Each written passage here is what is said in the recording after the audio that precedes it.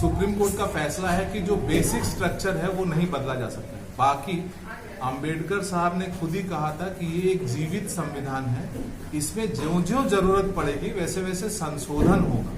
अब आप बात करते हैं विपक्ष की, तो राजनीति में जो संशोधन पिछले 8 बार किया है किसने? मोदी जी ने 8 ही संशोधन किए। भाई इंदिरा गांधी की तरह 15% संविधान तो नहीं बदल गया जो कोर्ट में टिका भी नहीं। तो जो 8 संशोधन किया वो 8 का 8 संशोधन सारी पार्टियों के साथ रजामंदी से किया। और क्यों किया? आरक्षण महिलाओं का दिया, SC ST को रिन्यू किया, यही सब ने किया। उन्होंने तो भाई 5 या 6 एक GST का संशोधन है, 5 संशोधन जो था वो सिर्फ ओबीसी SC ST और महिलाओं के लिए किया। तो उनका कोई नहीं है। दूसरा, संविधान संशोधन की कोई जरूरत नहीं है भाजपा को, संविधान एनडीए को संविधान संशोधन की जरूरत है इंडिया या ये जो नयका यूपीए है जिसको आप लोग इंडी गठबंधन बोलते हैं, नयका यूपीए को संविधान संशोधन की आवश्यकता है। इनके हर वायदे में संविधान संशोधन की आवश्यकता है। एनडीए के किसी भी वायदे को पूरे करने के लिए संविधान संशोधन की आवश्यकता नहीं है।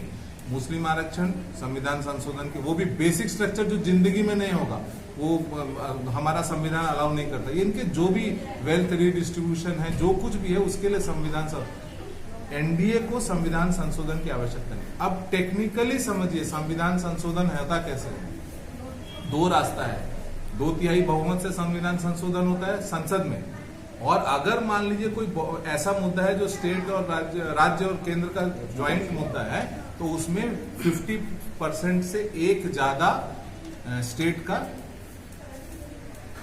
विधानसभा का रजामंदी चाहिए होता है, सिंपल मेजोरिटी से। तो ये तो भाजपा के पास पहले से ही मौजूद था इसको करने के। वो अगर संविधान पहले ही कर लेता, आज का इंतजार क्यों है? तो ये अफवाह है।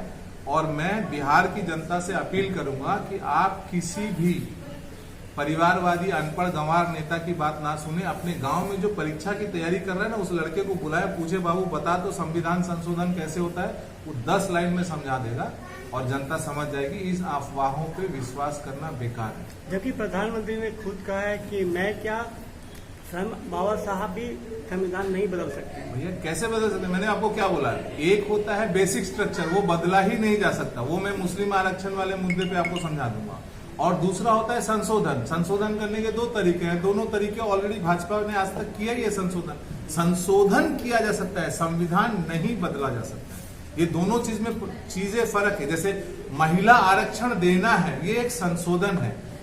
पिछड़ी जाति का जो कमीशन है, इसको संवैधानिक दर्जा देना है, ये एक संशोधन है। ठीक है ना? मंडल कमीशन आया तो ओबीसी को रिजर्वेशन देना है, ये बात समझ रहे? ये अलग चीज है। परिवर्तन और संशोधन में फर्क होता है। ये तो सिंपल हिंदी है, बिहार का बच्चा जानता है। अब ये बात